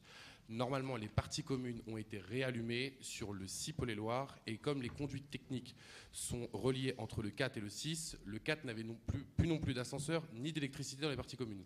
Donc des générateurs ont été mis dans le bâtiment 6 avec des lampes jusqu'au 5e étage. Et en arrivant au conseil municipal tout à l'heure, justement, j'ai un groupe WhatsApp avec les habitants. J'ai vu 2 voitures d'Enedis qui étaient présentes à 19h05 et donc je suis dans l'attente de savoir si l'électricité a été remise. Comme les compteurs étaient pleins d'eau, en gros il fallait les sécher, donc ça a été séché sur le côté gauche mais pas sur le côté droit. Enfin ça a été séché mais il restait encore de l'eau et donc il y avait un risque d'incendie. On sait que Paulé-Loire a déjà subi beaucoup d'incendies, je pense notamment au bâtiment 18 et tous les autres et je pense que alors, effectivement, il faut remettre l'électricité. Effectivement, les gens vivent dans des conditions indignes dans beaucoup de bâtiments, et pas qu'à Paulé-Loire, à l'Abreuvoir, à Chemin Vert, à Carle-Max. Vous voyez, je suis en train de faire un mail sur des bailleurs aussi, parce que je rencontre énormément d'habitants, et le logement est, on va dire, ouais, je ne peux pas employer le terme insalubre, parce que c'est un terme préfectoral et légal, donc on va rester sur le logement indigne. C'est une de mes premières préoccupations et donc là je suis en train de faire un mail à un bailleur concernant plusieurs habitants qui rencontrent plusieurs problématiques et voilà, et on reste mobilisé, enfin je reste mobilisé et je pense qu'on reste tous mobilisés, qu'on soit de droite, qu'on soit de gauche, qu'on soit du centre. Je pense qu'il n'y a pas de couleur ou d'étiquette politique lorsque des habitants sont dans des situations de détresse. Moi personnellement, quand je suis là-bas, limite j'ai pas envie de faire de politique. Enfin, c'est pas, les gens ils sont là, ils n'ont pas d'électricité, ils n'ont pas d'eau, ils n'ont pas d'ascenseur, il y a des gens handicapés, etc. Qu'est-ce qu'on vient faire de la politique à ce moment-là? Non, venez, on vient, on aide les gens. En vrai, qu'on soit de droite ou de gauche, on s'en fout, on est des humains et on aide tout le monde et c'est tout. On arrête ces débats puérils. Voilà, c'est très bien. En tous les cas, c'est ce qu'on aurait dû entendre de la part de la droite. Ne pas faire de démagogie quand on est dans une situation pareille. Bonne soirée, monsieur Kemak. Vous êtes les représentants de la droite. Vous ne voulez pas l'assumer, mais moi, je vous le dis, vous êtes les représentants de la droite, monsieur Kemak. Bonne soirée à vous. Allez, je vous propose de passer au vote du mémoire numéro 1, budget ville, décision modificative numéro 1, et révision des crédits de paiement des autorisations de programme, budget principal de la ville, décision modificative numéro 1, exercice 2024. Qui est pour? Merci. Qui est contre? Qui s'abstient?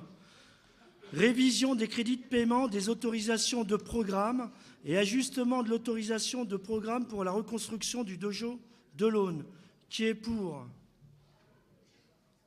Merci. Qui est contre? Qui s'abstient? Mémoire numéro 1, excusez-moi. Mémoire numéro 1, adopté. Mémoire numéro 2, rapport de la CLEC du 4 juillet 2024, renouvellement urbain. Samy Bouffetta.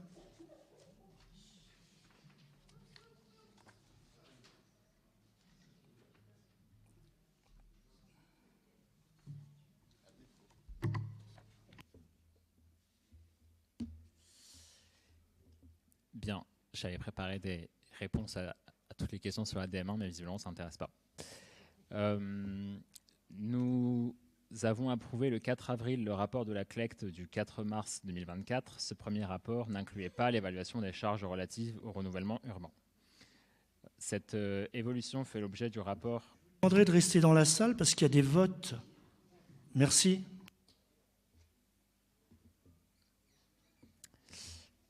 Donc, je reprends.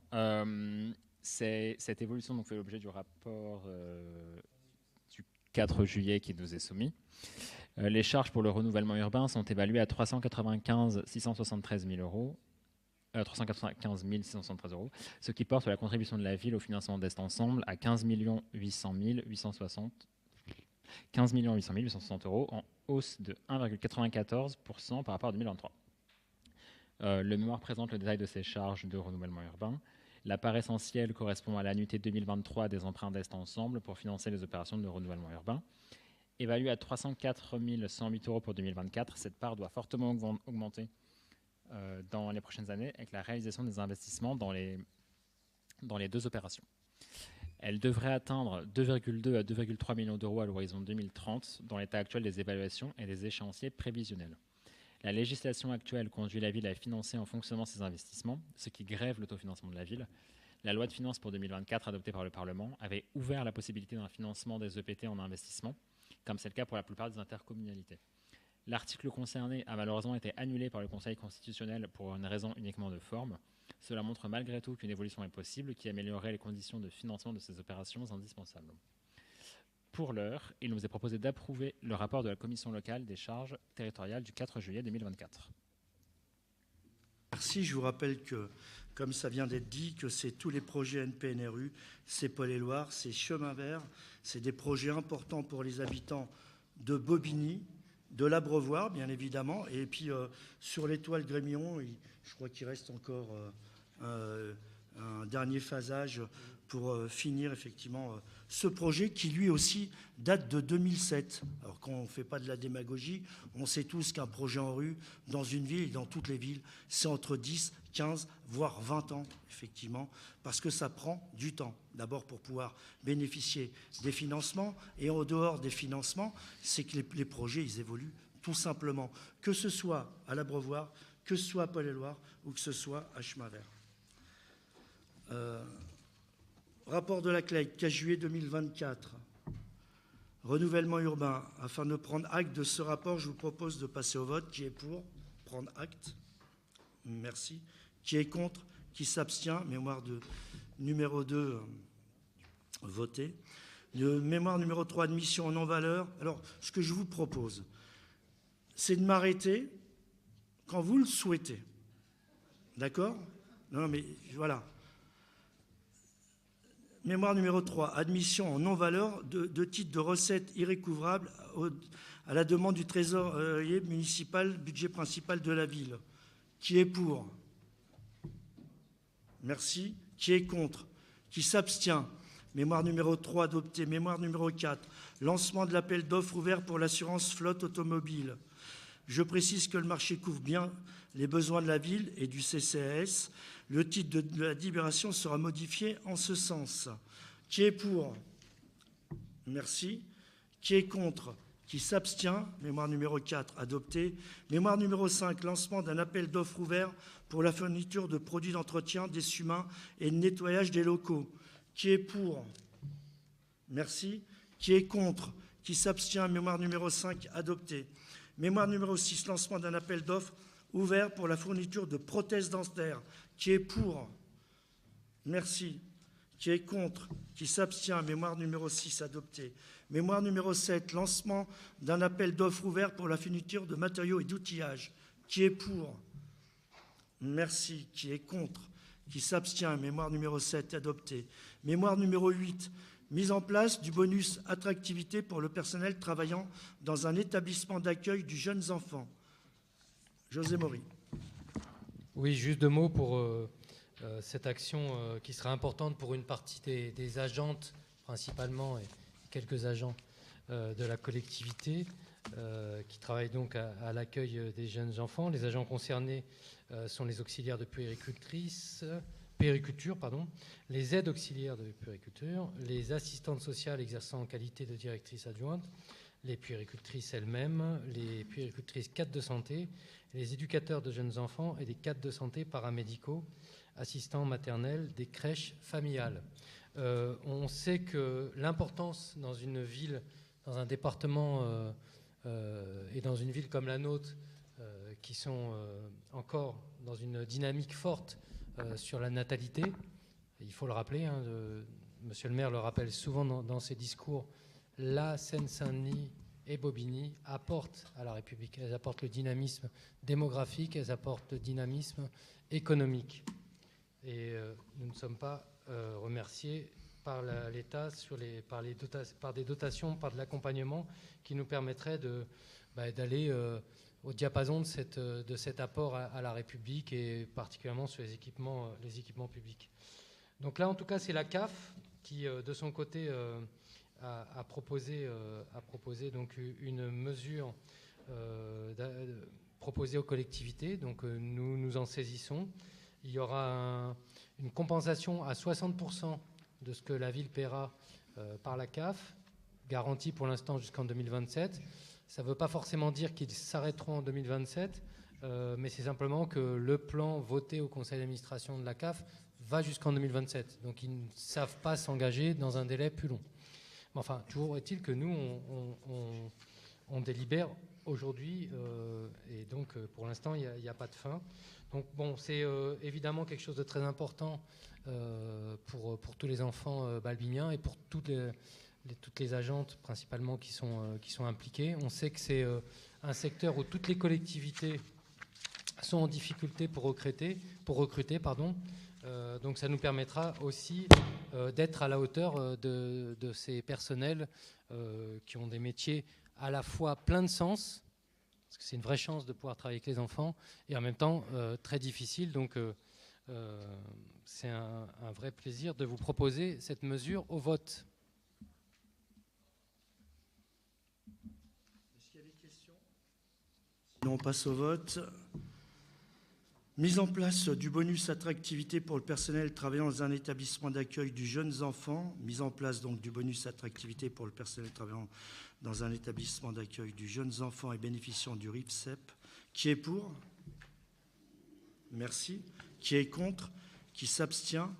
Mise en place du bonus attractivité pour les assistantes maternelles travaillant dans un établissement d'accueil du jeunes enfants. Qui est pour ? Merci. Qui est contre ? Qui s'abstient. Mémoire numéro 8 adoptée. Mémoire numéro 9, convention avec le CIG relative au remboursement des honoraires des médecins experts du conseil médical. Qui est pour ? Merci. Qui est contre ? Qui s'abstient. Mémoire numéro 9 adoptée. Mémoire numéro 10, mise en œuvre de la gestion en flux des logements sociaux, approbation de la convention bilatérale entre la ville et le bailleur Emmaüs Habitat. Qui est pour ? Merci. Qui est contre ? Qui s'abstient. Mémoire numéro 10 adoptée. Mémoire numéro 11, cession d'un terrain au 21 rue Giovanelli. Qui est pour ? Merci. Qui est contre ? Qui s'abstient. Mémoire numéro 11 adoptée. Mémoire numéro 12, déclassement et cession d'un terrain au 17 rue Giovanelli. Déclassement donc d'un terrain au 17 rue Giovanelli. Qui est pour ? Merci. Qui est contre ? Qui s'abstient. Mémoire numéro 12 adoptée. Deuxième point sur le mémoire numéro 12, excusez-moi. Cession d'un terrain au 17 rue Giovanelli. Qui est pour ? Merci. Qui est contre ? Qui s'abstient. Mémoire numéro 12 adoptée. Juste peut-être un point pour ceux qui faisaient de la démagogie lorsqu'il y a des problèmes dans nos quartiers. L'électricité est revenue et les ascenseurs ont été réparés. Je tenais à remercier les personnels de Seine-Saint-Denis Habitat et tous ceux, bien évidemment, qui sont investis. Je crois que c'est par là qu'on aurait dû commencer, plutôt que de nous raconter parfois des choses justes, effectivement, pour faire les fanfarons. Parce qu'on était tous ici au courant de ce qui se passait, que ce soit les gens de l'opposition, que ce soit les gens de la majorité et que ce soit les gens de la municipalité qui étaient aussi en contact par mon intermédiaire ou l'intermédiaire de ma collaboratrice en lien avec Seine-Saint-Denis Habitat, qui fait un réel travail dans ce département, malgré les difficultés que connaissent nos bailleurs. C'est ce que je tiens à répéter à chaque fois. Mémoire numéro 9, convention, ça je l'ai fait peut-être ? Non, je l'ai fait le 9. On est d'accord ? On est au 13 ? Ah oui. Je vais trop vite. 13, déclassement et échange foncier avec I3F, rue de Normandie. Déclassement de l'emprise située rue de Normandie. Est-ce que vous voulez un point là-dessus ou pas ? Non. Alors, qui est pour ? Merci. Qui est contre ? Qui s'abstient ? Non. Cession de l'emprise située rue de Normandie à I3F. Qui est pour ? Qui est contre ? Qui s'abstient ? Mémoire numéro 13 adoptée. Mémoire numéro 14, acquisition d'une emprise de voirie auprès d'Amétis rue de Normandie. Qui est pour ? Merci. Qui est contre? Qui s'abstient?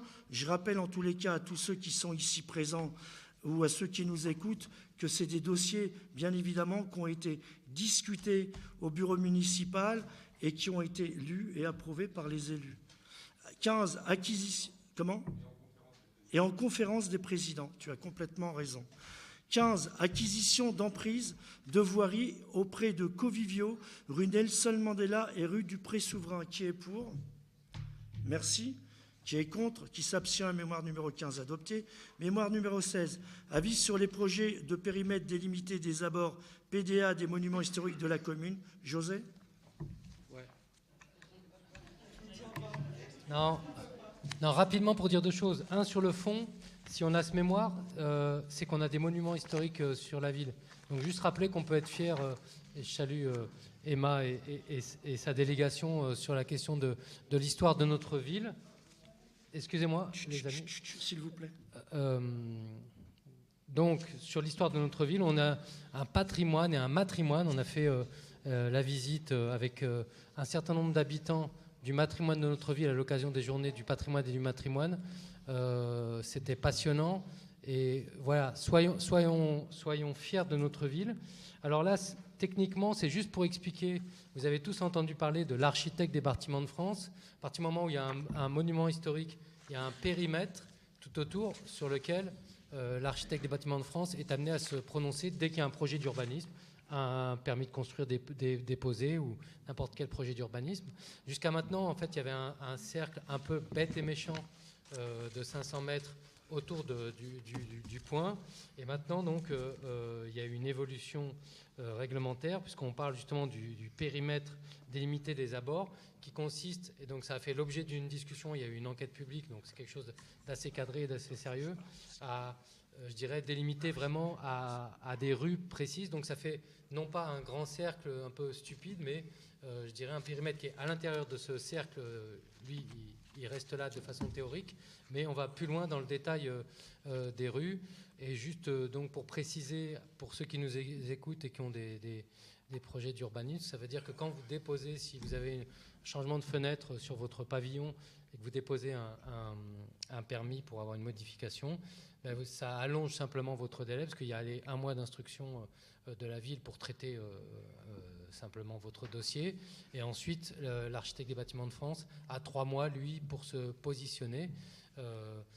Un positionnement pas forcément en rapport avec le sujet. Par exemple, on a la chance, je vous le rappelle, d'avoir la bourse départementale du travail qui nécessiterait bien un bon coup de peinture. Mais en attendant, c'est quand même l'architecte, c'est Oscar Niemeyer, qui, en dehors d'avoir travaillé à Bobigny, a fait la capitale du Brésil, Brasilia. Donc voilà, c'est un bâtiment notable. Néanmoins, l'architecte du bâtiment de France, quand il intervient, c'est pas simplement pour vérifier si ce qui est proposé en termes d'architecture correspond à l'architecture de Oscar Niemeyer. Ensuite, il peut intervenir sur tous les sujets qui lui semblent pertinents, comme le fait que tel pavillon est des années 30 et qu'il faut le préserver pour telle et telle raison. Voilà, juste un petit point pédagogique, parce qu'on entend beaucoup parler de ces sujets, mais voilà. Je voulais Merci, José. Donc, c'était le mémoire numéro 16, avis sur les projets de périmètre délimité des abords PDA des monuments historiques de la commune. Qui est pour? Merci. Qui est contre? Qui s'abstient? Mémoire numéro 16 adopté. Mémoire numéro 17, convention de servitude d'ancrage d'un dispositif de vidéoprotection sur le domaine public du conseil départemental de la Seine-Saint-Denis aux abords du futur collège qui s'appelle pas Coquetier mais Angela Davis. Qui est pour? Qui est contre? Qui s'abstient? Mémoire numéro 17 adopté. Mémoire numéro 18, lancement de l'appel d'offres ouvert relatif à l'entretien des espaces verts et du patrimoine arboré. Qui est pour? Merci. Qui est contre? Qui s'abstient? Mémoire numéro 18 adopté. Mémoire numéro 19, lancement de l'appel d'offres ouvert relatif à l'entretien, au curage, à l'inspection des réseaux d'assainissement privés de la ville. Qui est pour? Merci. Qui est contre? Qui s'abstient? Mémoire numéro 19 adopté. Mémoire numéro 20, approbation de la charte d'agriculture urbaine, juste mais vraiment un tout petit mot, juste un rappel, la charte de l'agriculture urbaine a bénéficié du soutien de la région Île-de-France qui constitue l'engagement des 9 villes d'Est Ensemble à développer et ancrer durablement l'agriculture urbaine sur le territoire. Je ne reviendrai pas sur tous les projets que nous menons sur la ville, en lien avec les différents services que je tenais d'ailleurs ici à remercier, et juste vous rappeler que ça a été approuvé à l'unanimité du Conseil territorial du 28 novembre 2023 et elle a été signée par les collectivités et leurs partenaires le 19 juin 2024. Donc, approbation de la charte d'agriculture urbaine, qui est pour. Merci. Qui est contre? Qui s'abstient? Mémoire numéro 20 adoptée. Mémoire numéro 21, convention de partenariat avec Canal 93 pour des cours de composition. Idir Madadi, président, et Frédéric Fioletti, vice-président, ne prennent pas part au vote. Qui est pour? Merci. Qui est contre? Qui s'abstient? Mémoire numéro 21 adoptée. Mémoire numéro 22, versement d'une subvention d'investissement au collectif artistique Le Wonder. Qui est pour? Merci. Qui est contre? Qui s'abstient? Mémoire numéro 22 adoptée. Mémoire numéro 23, avenant numéro 16 à la convention avec le centre d'accueil de soins et d'intervention thérapeutique des adolescents Cassita. Qui est pour? Merci. Qui est contre? Qui s'abstient? Mémoire numéro 23 adopté. Mémoire numéro 25, validation du nouveau contrat de ville 2024-2030, engagement quartier 2030. Ranjit Singh. Merci beaucoup, monsieur le maire. Donc, je prends quelques minutes avec vous pour partager ce mémoire. Donc, le mémoire 24 consiste à ce que le conseil municipal approuve le contrat de ville d'Est Ensemble 2024-2030, autorise le maire à signer une synthèse de contrat de ville rédigé par la préfecture. Pour rappel, le contrat de ville 2015-2020 a fait l'objet de prolongations annuelles en 2021, en 2022 et fin 2023.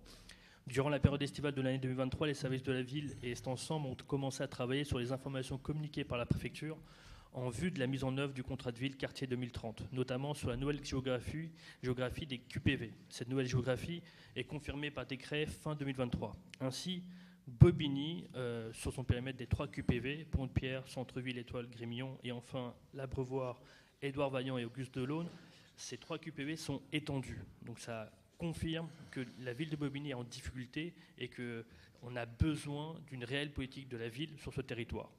Et dorénavant, on a un quart des habitants des quartiers prioritaires d'Est Ensemble qui habitent à Bobigny. Concernant l'enveloppe financière attribuée à la ville de Bobigny, nous ne connaissons pas encore le montant. Il n'y a pas du tout d'informations communiquées par la préfecture. C'est un réel sujet. Les JO sont passés, les JOP sont passés. On a eu un pays sans gouvernement et aujourd'hui, on a un gouvernement sans ministère dédié à la politique de la ville. Depuis 2017, on constate un désengagement de l'État de manière constante. Les financements des associations de terrain sont en baisse. Et si je prends un exemple concret, cette année, des associations de la ville de Bobigny ont eu des notifications de non-renouvellement de postes d'adultes relais. Et ça met en difficulté énormément leur activité, notamment portant sur des actions sociales. Depuis avril 2024, pour votre information, la préfecture n'a pas remplacé et ni mis en place un intérim pour le poste de délégué du préfet de Bobigny. Et ça, c'est extrêmement difficile pour les associations d'avoir un interlocuteur avec la préfecture. Cette année, les financements de projets au titre du contrat de ville ont été périlleux. Pour votre information, il y a eu 2 vagues de paiement, une tout au début pour certaines associations et le reste à la fin de l'année, du moins pas à la fin de l'année, à la fin de l'été. Ce qui met en difficulté l'ensemble des associations qui n'ont pas de trésorerie pour porter les projets pour lesquels ils déposent des dossiers ici et nous on essaie de les accompagner. Donc ça c'est extrêmement grave et c'est important qu'on puisse le souligner. Et donc pour 2025, les associations aujourd'hui nous posent la question comment faire ? Quand est-ce qu'on va déposer un dossier d'appel à projet ? Cette information, aujourd'hui au 3 octobre, on ne le sait pas. Et ça c'est extrêmement grave également.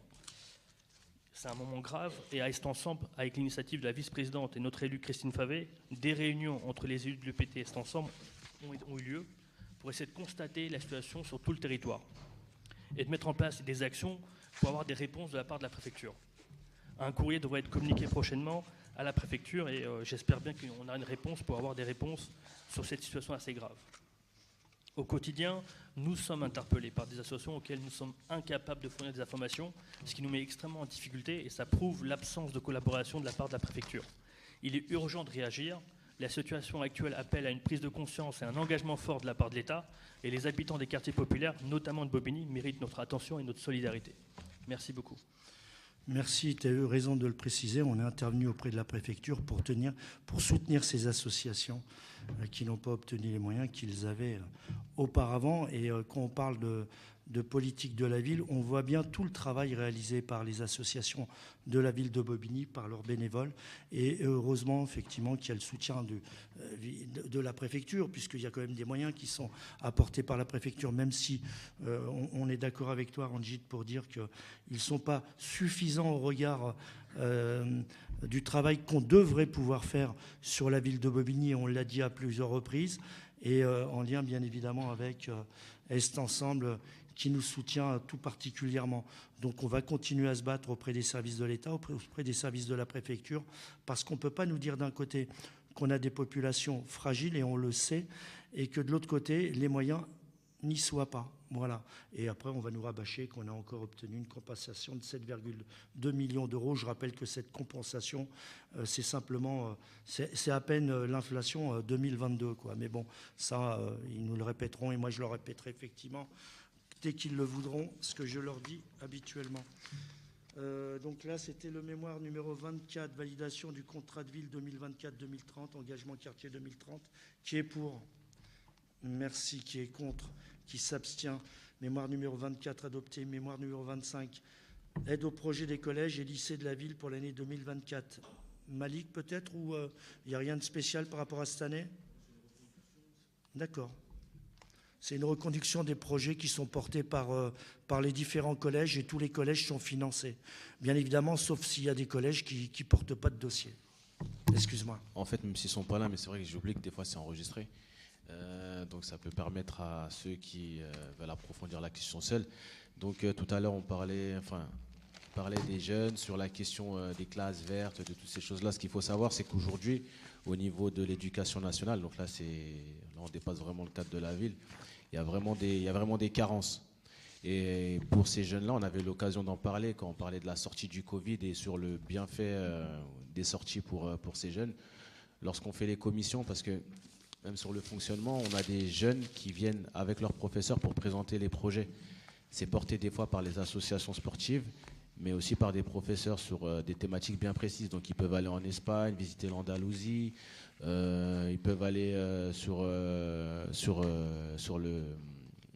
la côte atlantique, au niveau de la mer, sur des projets de développement durable. Donc c'est varié, mais ça leur permet aussi de créer des dynamiques de groupe, créer des liens forts aussi en termes de collectif sur les écoles. Donc c'est pas anodin. Donc quand on intervient aussi sur des aides aux projets, donc sur les collèges, en réalité on rentre dans cette logique-là.